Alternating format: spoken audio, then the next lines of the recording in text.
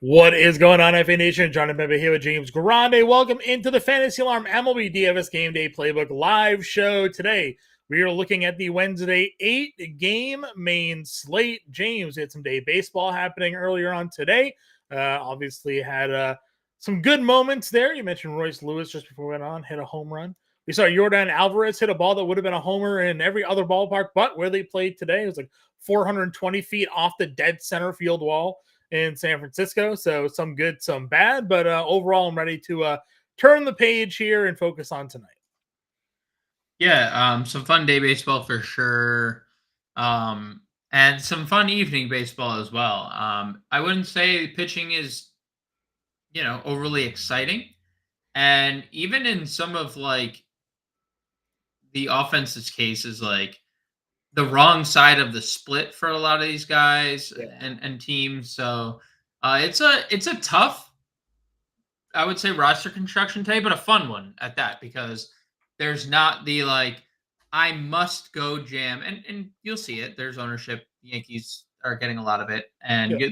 they're going to be jammed into a lot of lineups. But that may or may not play out as well as everyone thinks it will when you look Right. at outside of Judge Soto and all the numbers. And so I think these are pretty fun slates. Like the Dodgers have a pretty tough spot. They're obviously a great offense.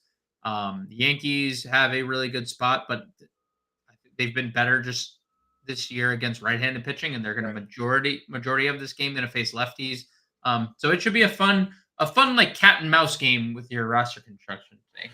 Yeah, we were talking about it. There's definitely some positions where it's weak, and you have to kind of make the decision. Do you just completely punt it, or do you look to spend up instead and kind of go, whichever way opposite the field is going to kind of give yourself a little bit of leverage. So we'll go position by position as we usually do. I do appreciate you all tuning in. If you haven't already hit that like button, hit that share button, hit that subscribe button. It's a free way to support the work we do here over on Fantasy Alarm. We can be coming here live every day with you guys at 5 p.m. Eastern time to break down the slate. We do a preview show there, releasing at night for the next day, so you guys get yourself ready for the main slate action here. So we certainly appreciate having you all with us here today.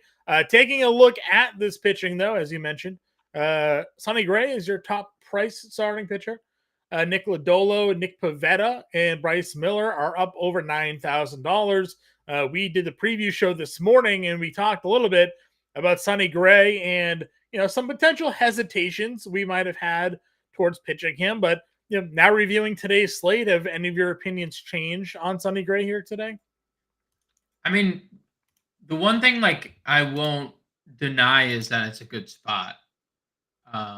Pittsburgh struggles against right-handed pitching outside of really O'Neal Cruz. They have a high strikeout rate against right-handed pitching, and that was and yesterday's a different day, but Right. completely evident when Miles Mikolas is mowing you down and it's perfect through 6 innings. So Yeah, I would O'Neal say Cruz does in fact strike out against everybody. Is what does is in what I fact read. strike out against everyone. Not gonna tilt first and third when no outs when you have his hits, runs, and RBIs. No, not Oh gonna no, tilt it that was far. bases loaded. He had bases loaded. Did O'Neal Cruz with No, no, no, no, no, twice. That was okay, that was the second time. That was the right, second time. The sack fly. He yeah, the inning his first at bat, first and third, no outs. right, Nothing. He at least got this. He got one RBI in the last at bat. yeah, If he just did that the first time, don't worry, hits plus could have moved on and lived to see another day. But alas, yeah, promo dollars down the drain. But I mean, I don't. I will admit to being a little more interested because the matchup is good, but I still the problem with Sonny Gray isn't that I don't think he's pitched well or that I don't think he has a ceiling or whatever. But if there's at all walk issues, if there's at all trouble that he gets into, we're yeah, just not getting deep into games. And that's just the Sonny Gray issue for as long as we've known Sonny Gray to be kind of oft injured. And maybe yeah, that's the reason why. But there is a solid ceiling on Sonny Gray, but he's the second highest rostered player or pitcher on today's slate. yeah, I'm okay with fading that if that's what it's going to be. So, I am fine if you want to get to Sonny Gray in a multi-entry tournament, if you're multi-entering, but nothing more than that. Yeah, what we expected this morning and has come through so far is that Bryce Miller getting a ton of love here. We got the matchup against the White Sox, obviously. Now, he coming off of a really tough outing against the Royals, shut out the Angels before then. He's had a bit of an up and down year, obviously. Strikeout numbers around a strikeout per inning, but this is more so who you're playing. I guess the next question is, like, are you worried about the White Sox here, though? They've been hitting a lot of home runs lately. We know Miller, 10 homers over the last 10 games for him. If on a smaller slate, 35, 36% of the field is playing one guy, do you buy into this chalk or do you look to play against it? I largely buy into it. I definitely would say it is a conversation worth having when it comes to like the home runs that the White Sox have hit. Now, it's mainly been their right-handed bats that have given like opposition trouble other than Gavin Sheets. The White Sox don't really have like lefty power. And when you look at Bryce Miller this year, 9 of the 12 home runs he's allowed have been to lefties, and their slugging percentage is 100 points higher than they are against righties. So, and then you factor in like, well, who's the White Sox going to throw out there? Like their main power hitters, Luis Robert, Right. Andrew Vaughn lately hit another home run yesterday. Paul DeYoung, Gavin right. Sheets. Yeah. Well, no, Sheets hits from the left side, but Oh, like let's see. Yeah. I'm saying just like their primary batters outside of Gavin Sheets, even Corey Sure. Lee, who's been good, their primary power hitters are coming from the right side. So that's the split that we want for Miller. That's the split he just doesn't allow anything to. So where I agree, like there is some issues here. I don't really see it just given how Chicago's lefty issue is going to Right. arise. The pitcher that you and I both keyed in on was Christopher Sanchez. $8,000 here has that matchup against the Red Sox. Red Sox 29% strikeout rate against left-handed pitching, was 3% higher than that next team here.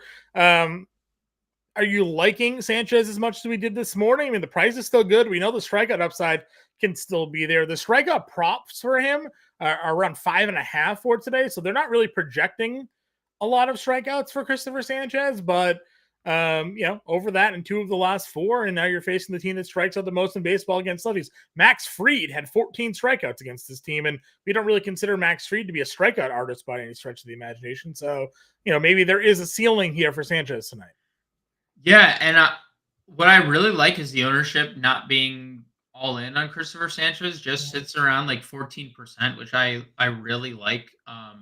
Because I think you even said it at the beginning of our show, the previous show. You were like, I'm keying in on 2 guys, and you said Bryce Miller, and then we went right to Christopher Sanchez. Like those are the 2 names both you and I were like, oh, these will be the 2 highest roster pitchers. I'm not sure if people realize how good Christopher Sanchez has been. Obviously, it hasn't always translated to fantasy production, but he does have a really high ceiling. What you want in Fenway are ground ball specialists, and Christopher Sanchez has 3 times in his last 4 games allowed 1 fly ball out. Like nobody hits home runs against him. That's like what Boston does. He has allowed 1 home run this year. So literally 1 home run this year. One home run, and he doesn't like really. He's settled down on the walks, and the strikeouts have been a little inconsistent, but 5.5 is, if you went over a 5.5 strikeout prop, I feel very good about the outing tonight. So at $8,000, I am happy. If you want to fade everyone above him to play him, because I think there's a punt play that you and I are gonna talk about soon. You can obviously pair him with a Sonny Gray or Lodolo or Bryce Miller or whoever you want. Bueller's getting some ownership.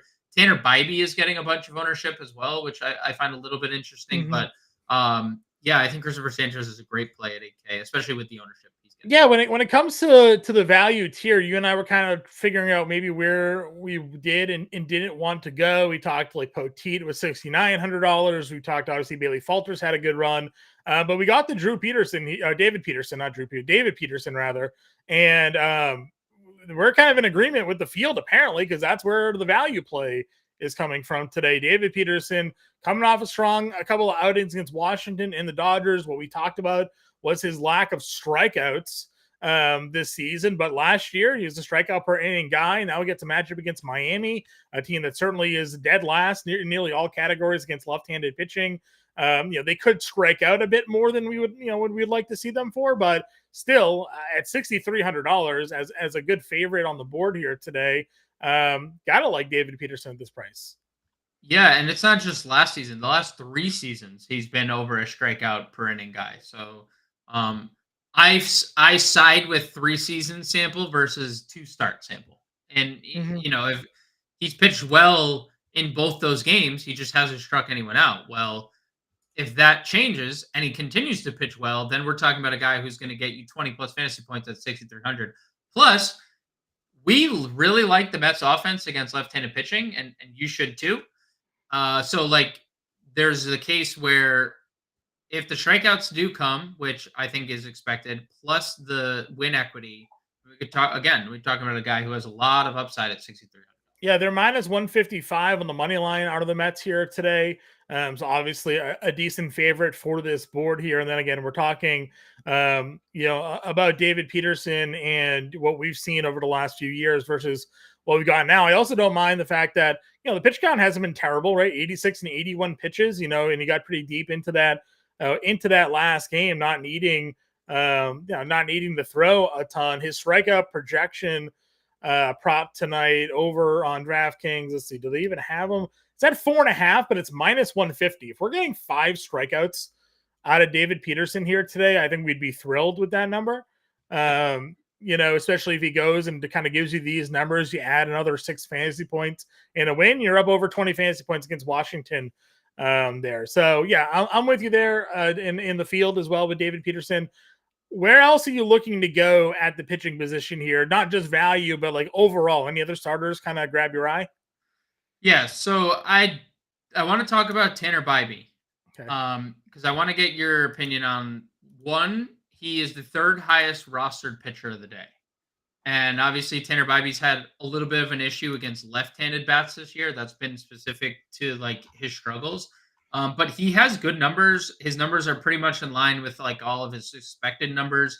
Doesn't allow a lot of home runs. He's over a strikeout per inning kind of guy. Mm-hmm. And Cincinnati, we know, they don't really hit right-handed pitching too well, and they have a massive strikeout rate. I would say the thing that scares us off the most is that it's in Great American, right? That's the one thing that you look at this matchup and you're like, I could probably go elsewhere because it's Great American. Why wouldn't I just find $100 to go to Bryce Miller? That's probably what a lot of people are doing, and why the ownership discrepancy there is so big. Or wouldn't I find or go down to David Peterson and save $3,000 or over two? What do you make of that? The Reds, 26% strikeout rate against righties. That's the 3rd highest mark in the league. They have a 670 OPS. That's 21st. Their ISO is where do they sit on the ISO? Where am I missing? Cincinnati 12th. That's the one thing that's scaring you, right? The power from the left side, and that's the split that Bybee struggles with. He's been really consistent lately. 16 and a half fantasy points or better in 5 straight games. You want to talk about a team that has elite offensive production basically every time out, and now they get a lefty on the mound. That's Cleveland's. It's kind of a wash in terms of money line. They're both minus 110. I guess I would say if you were looking to just poke holes in the Tanner Bybee start, we're all about crafting sample sizes to our favorite here. You do the last 2 weeks of data versus right-handed pitching in Cincinnati. It's kind of been pretty good. 21% strikeout rates, 19th, 9% walk rate. If you make that home games against righties, it's actually an 11% walk rate and just a 19% strikeout rate. 344 WOBA over the last 2 weeks against right-handed pitching, 5th best. 272 batting average is 4th best against right-handed pitching. So over the last 2 weeks, they've been markedly better against right-handed pitching than they've been as a whole in the season. Now, what wins out? The season-long numbers versus the sample size numbers. Right. All the short sample size numbers, we're seeing now a trend of what's going to be for them moving forward with their lineup, because they have a healthy TJ Friedel. They have a healthy Jake Fraley now back at the top of their lineup there. Those are big guys that play. Ellie obviously can hit from the left side there. So, better from the left side even, right? So, it's, those are things to to pay attention to. Maybe why lately they've been better versus righties than they have as a whole, right? They also, again, it's hard, and this is why sample sizes are tricky. They had cores in that. They had cores mixed in that data, right? Well, I So did it's home. Well, I did okay, home home. versus righties. Okay, great, great, But great. even then, I mean, Cincinnati is actually a better ballpark for offense this year than Coors has been. So, Sure. in terms of StatCast data, so it's kind of a wash, really, even in those aspects. But still, against righties at home, they've been really good. Again, a walk rate above 10%, a strikeout rate below 20%. So, if you were to just kind of stick a fork in reasons why not to play Tanner Bybee and go against it, you can. But like I said, you can find data points to support any argument you want. Really, Right. you just have to look for the right numbers to do so. So yeah. The other one I want to mention is Nick Pivetta here. Now, we like Okay. Christopher Sanchez. Nick Pivetta also with a strikeout projection at 5.5 for a guy that, I mean, his K per 9 is crazy this year. A lot of He's got, strikeouts. I mean, he's over 8 in 8 or more in 4 of his last 5. He's gone over this total now is like 5 of 7 starts this year. At least 8 strikeouts. Obviously, again, the Phillies are a team that have some guys with swing and miss, in their swings. Schwarber that tends to strike out a lot. Over the last 2 weeks, they have the 12th highest strikeout rate at 22%. They're hitting just 230 against righties with a 130 ISO, 295 WOBA the last 2 weeks against right-handed pitching. And again, this isn't a game where Boston is like a huge underdog at home today. Plus 110 at home, Phillies minus 130 on the road. So certainly the potential for Nick Pivetta to go out there and just shut down this lineup, and the Red Sox, as they have this year, kind of squeak out a couple of runs, and Pivetta's out there with 30 fantasy points again. So nobody's playing Nick Pivetta today. If you wanted to really be different with your lineup builds, Pivetta could certainly be a guy that, I don't know, do you think he has the highest ceiling on this slate? Kind of given what the strikeout numbers could be. Do you think Gray, I guess, could be in that conversation because he's got some 10 strikeout games here? Like, where are you with Nick Pivetta today? I would say Miller, Pivetta, the top 4 price guys probably have the highest ceilings, which Sure. right? I don't want to I was gonna say, all right, James. I mean, it's hard to. I mean, they've all gone for 30 plus. Like, there's no one definitive that's gone like 50 bomb, but like, I agree. It, no vintage Kershaw on the slate. No. I mean, I don't hate Nick Pivetta. I would say the 2 things I worry about are the fly balls and the home runs. Anytime you're talking about like Fenway, right? Like, he has a high fly ball rate, second highest of his career, and he's averaged 1.7 home runs per 9 innings. Like, kind of something that's hurt Pivetta throughout his career. But I think I would say what you said, like, he probably has the most consistent strikeout floor of like anyone on the just given how good he's been outside of like 1 start this year. Yeah, I'm with you there. In his strikeouts, like I mentioned, he's sitting there right there at 5.5 as well.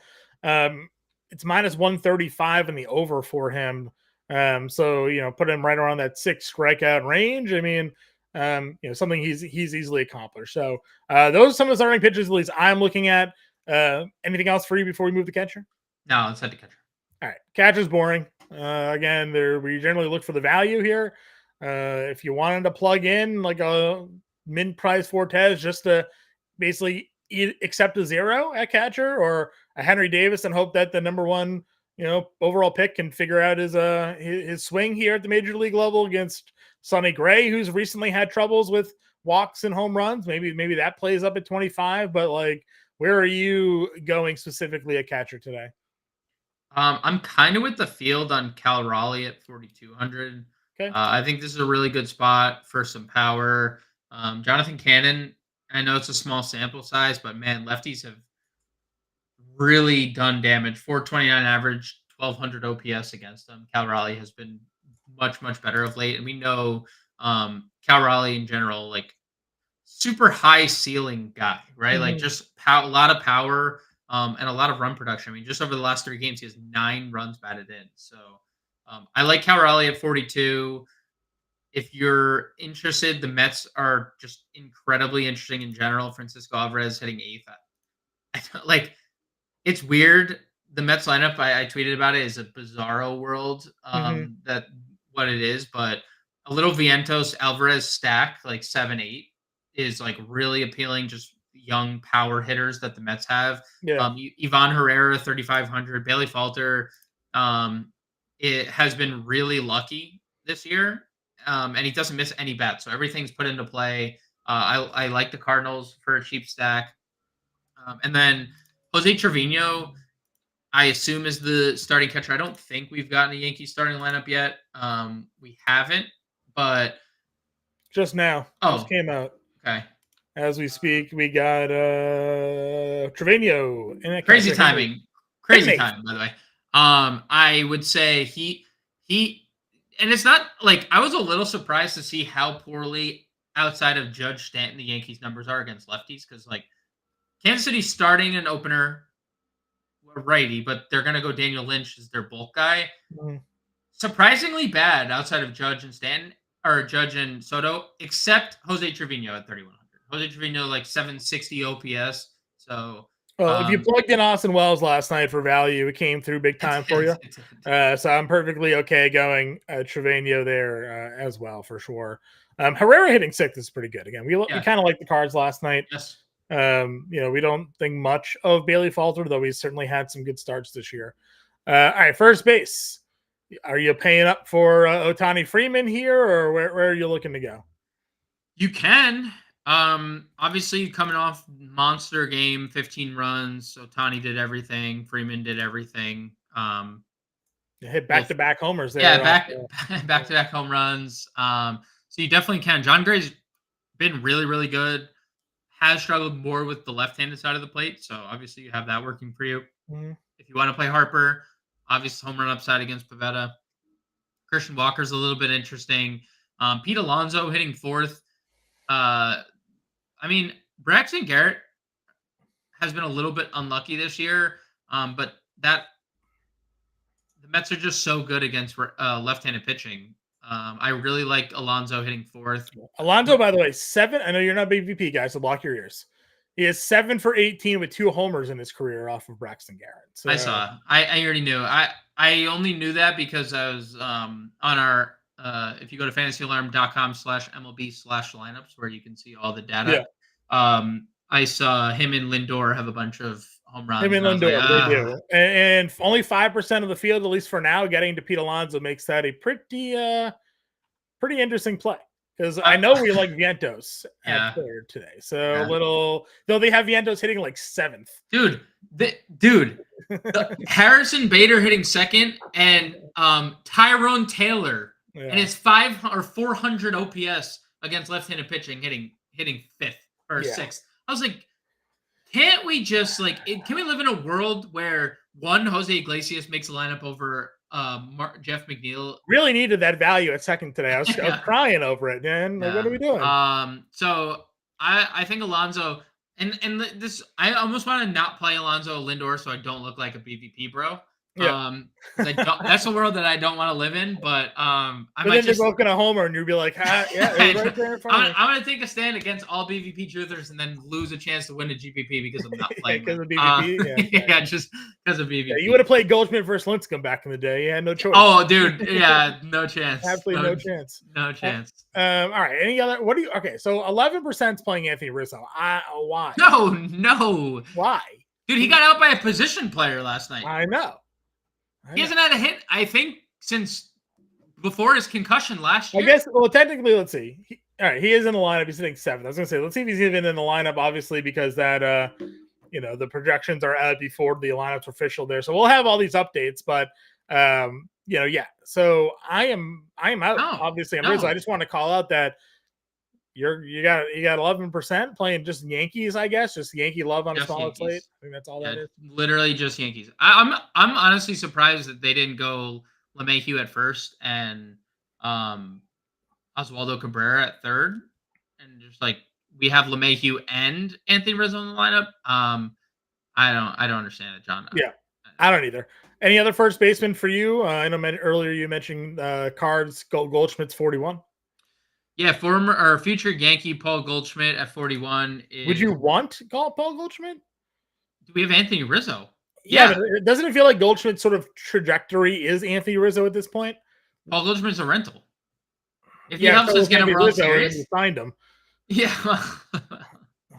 Well, at this point, it doesn't matter. It just we need a world. We're trying to win a World Series. We haven't won since 2009. Like, let's just sure. So future Yankee Paul Goldschmidt 41 obviously hasn't had like a great year, and peripherally, not even like signs of really like Nope. positive regression. Nope. But the longest history against left-handed pitching ever of success. So if you're just basing off that, and like there's also the fact that Bailey Falter has there is a massive regression coming with Bailey Falter. Especially when he can't miss bats, and like his BABIP is like low 200s against both sides of the plate. It's like, all right, well, we're going to get crushed here. So you have that working for you with Goldschmidt, but then not a lot else. Maybe he got help. Maybe he saw the Yankee article and got help and got happy. Maybe that's the spark plug he needed. Possible. All right, let's go on over to second base here. This was a position where it is. It's not. Wait, DJ LeMahieu, by the way. I know he's first and third, 3,300. I think that's a definite value play. Sure. I'll say that this is one of those positions where you make your decision. Are you spending up, or you just take whatever the cheapest play is, which in this case looks like it's Westbrook versus Sanchez at $2,100. Hitting 6, honestly, you could probably do worse than that, depending on what you're playing for your lineups here today. For me, I just played Ketel Marte and moved along. I didn't even really consider much else. Nolan Gorman gets a lefty. Can go Renifo if you want. It's not the split side, but if you want to spend up there, you can. Stodd versus Pivetta, Semien versus Bueller. Like, I didn't really find interest in a lot of these other plays here. Like, where are your thoughts on second base today? So I didn't hate Gorman, only because of the power, and Bailey Falter has not been like great against left. I mean, he hasn't been great against anybody because he's not, but he hasn't been great against left-handed hitters. It's a smaller sample, but I'm okay with Gorman. He's actually getting a lot of ownership, which I found a little bit surprising. So Gorman at second was fine. There wasn't a lot else. If I'm not playing David Peterson, like I would consider Otto Lopez leading off. He has hits in 7 straight games. And he has a bunch of speed. So that's really it. It's like Lopez for me. It's Westbrook, you mentioned, if you want to just punt the position, and like Marte, Gorman. But outside of that, it is a bleak spot. Yeah, there's really not a lot going on here. I'll do a quick refresh with some official lineups coming in. We'll get an idea of any additional plays have plugged, but nope, not really. Moving on over then to third base. We do have Jose Ramirez versus a lefty in Cincinnati. Now, Lodolo is a pretty good pitcher, so whether or not you want to go and spend the money on Ramirez, that's kind of your decision on that one. But this is yet another spot where I kind of looked at it and I was like, I don't really want to spend up for any of these plays here. I like Josh Smith against Walker Buehler, only because Buehler's kind of struggled against lefties on the year, but it was him and it was Vientos at third base, and I just kind of quickly moved along.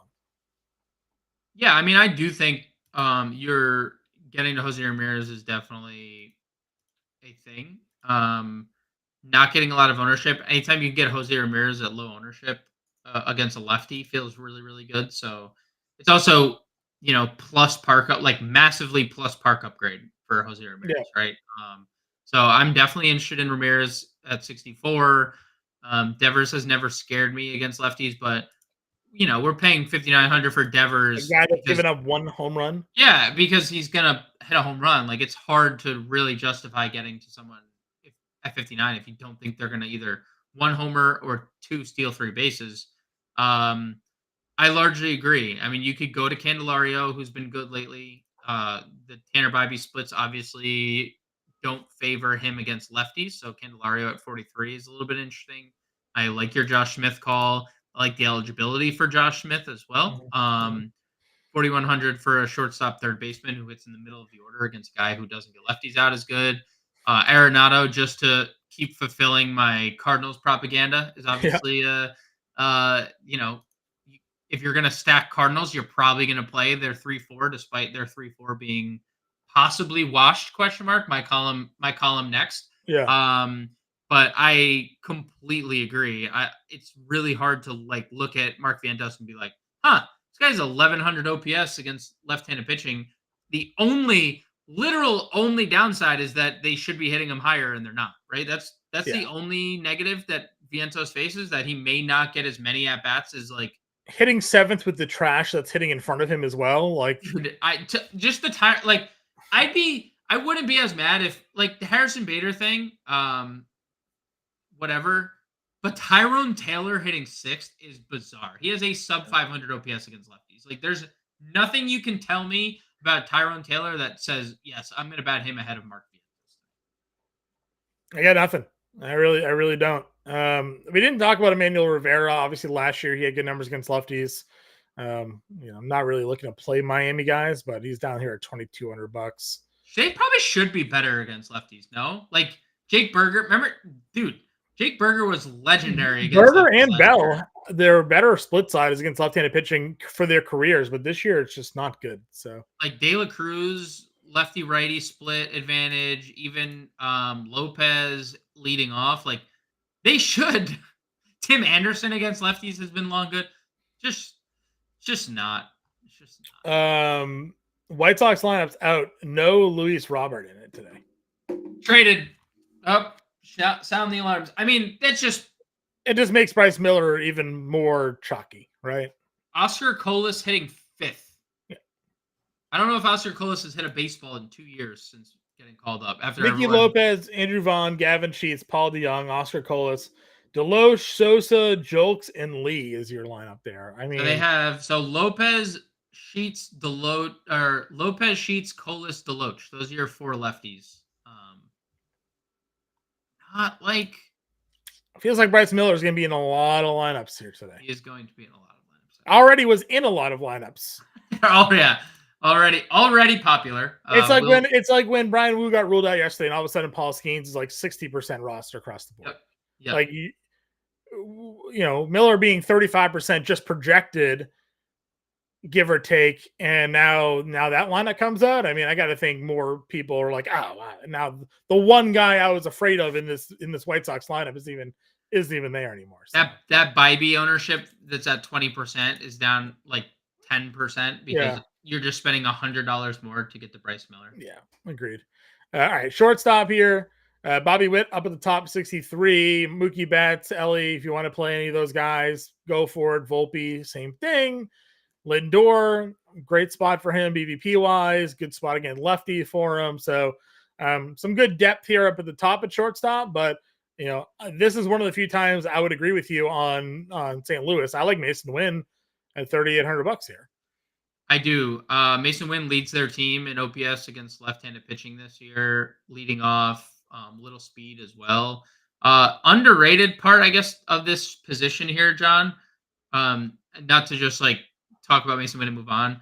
Maybe we get Corey Seager back today because is this Austin Riley 2.0 where he's just never put on the IL, and because lefties against Buehler, you mentioned it, have been a thing. So let's see if we get like anything on Twitter about Seager. Let's Seager here.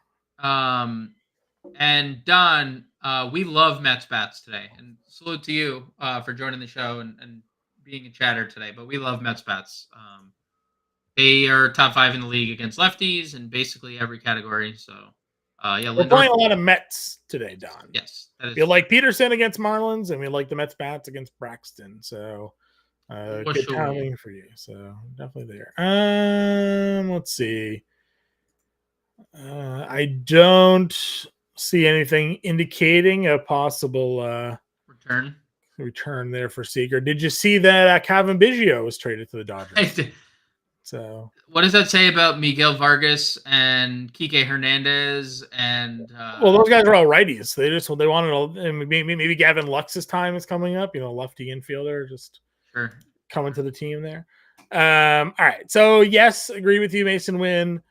Wasn't really other value I was looking to play down here. Red Sox guys are down there if you want, but more so spending up for Lindor or Witt probably for me, or I'm playing Mason Wynn at shortstop. Yep, agreed.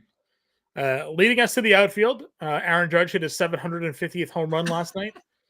In 749 games. 749 games. Dude, this is unbelievable. Yeah.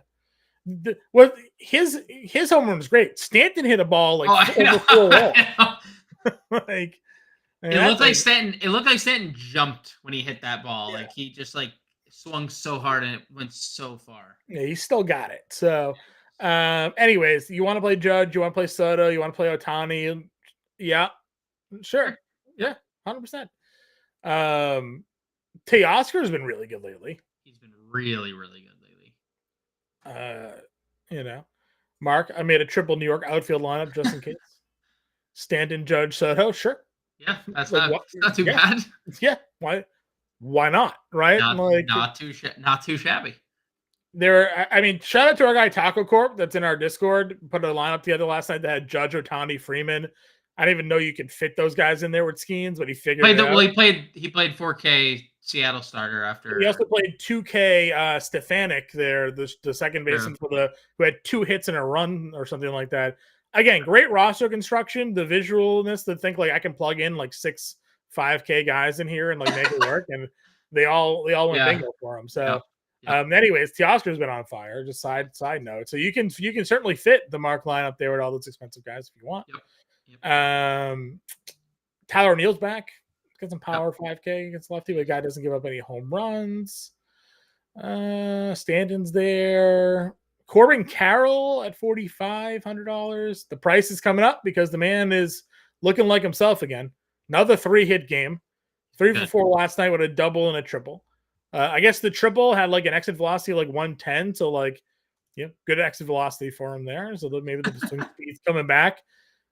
If Corbin Carroll is starting to become the player he is a $5,500 player, not a $4,500 player. You should look probably to get him in your lineup tonight against Soriano. Yeah, I mean the top of that lineup is really appealing for Arizona. Carroll, Marte, Jock, and Jock 1, 2, 3. Yeah, all and especially Carroll and Jock with the split advantage. But even though Soriano's actually kind of been worse against righties, lefties don't strike out against him. He's also been incredibly lucky against left-handed bats. So, yeah, I like Corby and I like Jock for $100 less. Jock Peterson still leads them in OPS against left-handed pitching. So, either one of those Arizona outfielders are really appealing. A guy that's going to have his left-handed splits numbers on his tombstone, JD Martinez, is hitting third. He will. Hitting third here today. So, you want to get your your 2, 3, 4, 7 stack today with the Mets. And Starling, to be fair, salute to Starling Marte, who's been awesome lately, $4,200. If you couldn't get to Vientos and you wanted like a little more correlation to your line, like Starling hitting 5th is pretty solid too. Okay. Jake McCarthy's in 6th, $3,900. Yep. Freeman hitting 2nd against Lodolo is not terrible. Yeah, I like that. I mean, he has been hitting near the top of their lineup anytime the lefty's been on the mound. He's obviously been wishy-washy production from Freeman, but the price is really good for a 2-hitter tonight. Agreed. Any value outfielders for you here? Yeah, obviously plenty on the board. But any you like? Yeah, no, I don't see any values on the board actually. There none. No, I like. I mean, Burleson hitting 2nd. If you want to connect to your Cardinals top 4. I think is fine. Luke Raley, 3,600. I want lefties against Cannon. And Raley, been up and down this year, but he's been pretty good against right-handed pitching all year long. Haniger's been better of late. I mentioned Harrison Bader's hitting 2nd. I know he's been really bad over like recent stretch after getting off to like a really good start. And he still looks like Jake Paul, and that's obviously really sad for him. But he's hitting 2nd. Fighting, what's his face there? Mike Tyson. Yeah, Mike Tyson. Okay, so the other brother's fighting the MMA guy there. Other MMA guy. Oh, Mike Perry. Mike Perry, yeah. No, I don't know. I don't know if that's official. I don't know if that's official. I've seen some reports that it might not be real because Jake Paul has to fight Mike Tyson. Is he going to survive Mike Tyson? I don't know. True. But I do think Bader hitting 2nd is fine. Not much else that I particularly love though. Sure, I agree with you. Let's get a lineup build here. Are we gonna follow Mark's plan of a triple Yankee stack in the outfield? I mean, we're playing Judge. I don't know I don't know what you want to do, but we're just going to play Aaron Judge and we'll plug in Judge. We'll go pitching here. We gotta go Miller, and we do Peterson down here. Yeah, I think that's probably that's the move there. Catcher. What do you want to do? You said Trevino. Yeah, it's Trevino, Alvarez, Herrera, right? Probably Yeah. like one of the three. Yep. Vientos was third. Second base. I think we were gonna spend up at second because there wasn't really. You wanted Cattell, which I'm good with. Like, is this 4K? First base, 4K a play. So this is where we're like running out. So we did Mason Winn at short. All right, 3,800. Yep. Do you have another super cheap guy down here? Let's see. Daniel Carlson, 2,300 versus lefty. It's been pretty bad, but this is the right split side for him. Sorry, Justin Dominguez was he's activated from IL, but he's optioned to AAA, which I was gonna say there's no spot for him to play on that team, so maybe sad. Which was a popular topic in a group chat I was in lately about where would Justin Dominguez pause because he was involved in a trade in that league, and I was like, he can't. There's nowhere for him to play. Well, I think a surplus of options are always welcome when there's specific players on teams that are often injured. Sure. All right, so we got 4,100. I really want to get Corbin Carroll in here. So we got Marte Carroll. That's 4K. If we just jammed in Pete Alonso, $2,900 outfielder, just a one-off Garrett Hampson, would that satisfy? Dominic Canzoni, a little power lefty versus Yeah, he homered the other day. Let's see. He's a player. He's a person. Dylan Carlson has always been good against lefties. Well, that's what I said, right? He's been decent against lefties. He's been terrible this year, but 3 games in a row at a hit. Let's plug him in. There we go. We got $600 left over. No, nothing like playing Dylan Carlson on a $600 left over. Do we want to leave it? I'm trying to improve. Get off Trevino here. It gives us let's go Alvarez. We'll connect our Mets. There we go. Yeah. There we go. Miller, Peterson, Alvarez, Alonso, Marte, Vientos, Wynn, Judge, Carroll, and Carlson. Example lineup for everybody here today. We'll be back again live tomorrow, 5 p.m. Eastern time, breaking down the slate. Myself and Henry Wilson will be here on the live stream, so be on the lookout for that. If you have any questions, get in a Discord. Find us on Twitter. Good luck, everybody, with your lineup builds tonight, and we'll catch you later.